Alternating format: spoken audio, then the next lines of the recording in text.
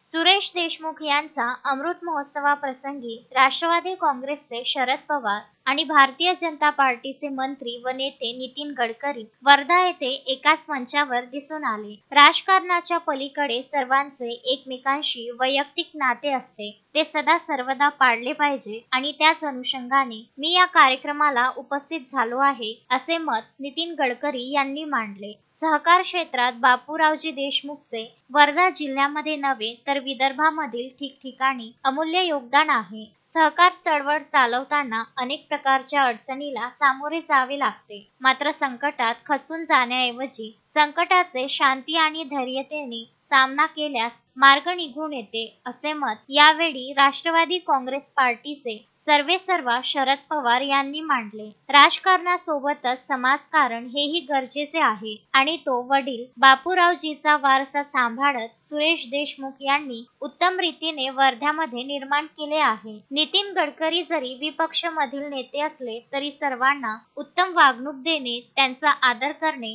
आणि संयमितपणे बोलणे हे त्यांच्याकडून शिकण्यासारखे आहे, असे कौतुक सुद्धा केले। अश्विन शहा, विदर्भ न्यूज, वर्धा।